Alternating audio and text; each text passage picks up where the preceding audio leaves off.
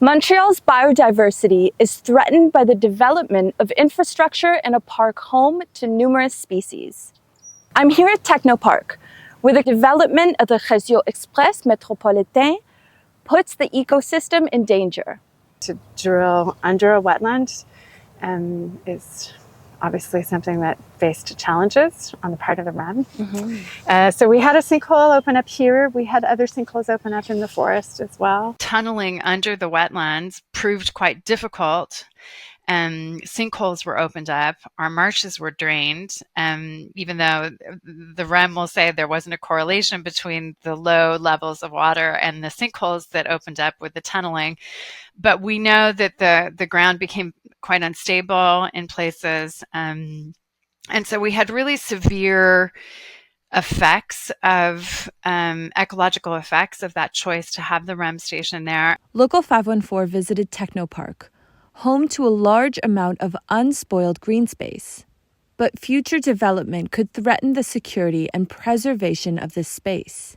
The REM has been constructing the Marie Curie station connecting to the Pierre Elliott Trudeau Airport, which has caused concern that drilling has generated sinkholes in the park. The marsh behind me has experienced sinkholes. There were 5 sinkholes, 4 sinkholes in this area, and they may be contributing.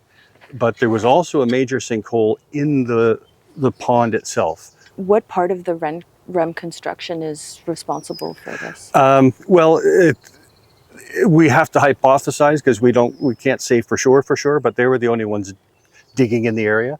Emery Shaw is a lecturer at Concordia University. He's had his students conduct projects on Techno Park. There weren't any student projects that looked exactly at like the causal effect of the REM boring under this site.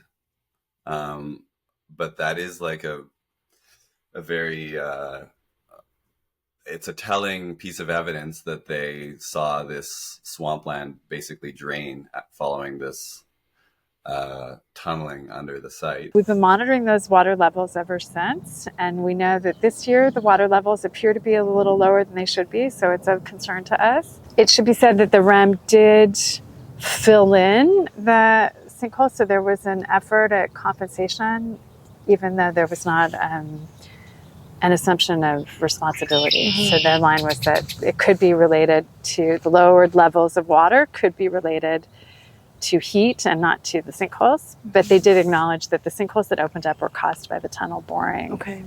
There are many cases where, you'll see examples, we drained this wetland and built, so then we put in an artificial wetland over here. And that wetland, the new one, doesn't have the same functions, the same species, the same biodiversity as what was previously lost. We see this with many types of ecosystems. And it's because nature is incredibly complex. We just don't yet have, the knowledge and the expertise to fully replicate that.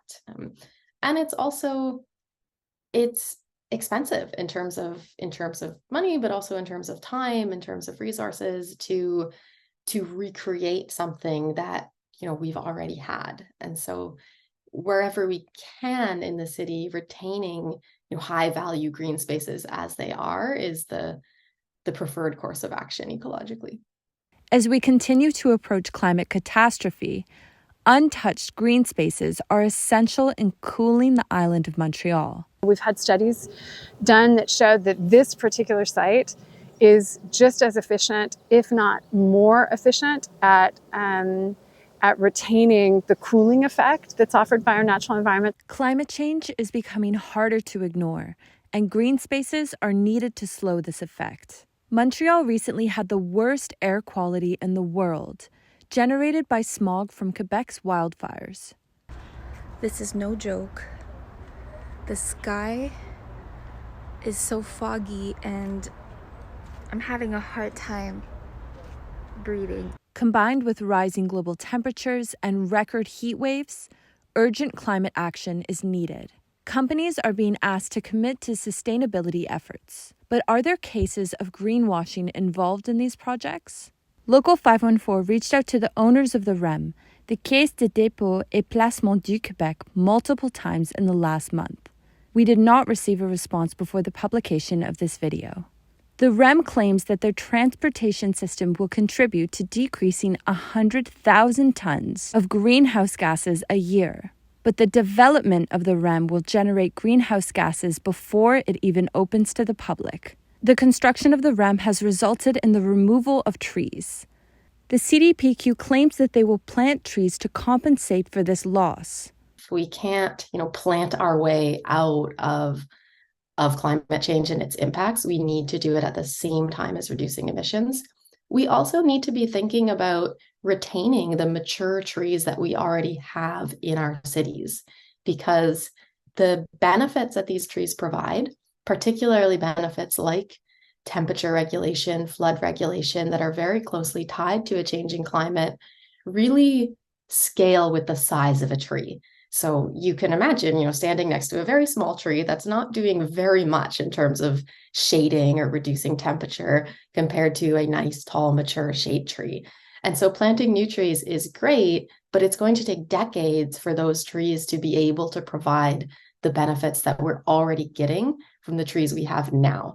And so I would really like to see as much attention paid to retaining and properly caring for and managing the trees we have now alongside planting new ones. Once these spaces have been paved over, they are lost.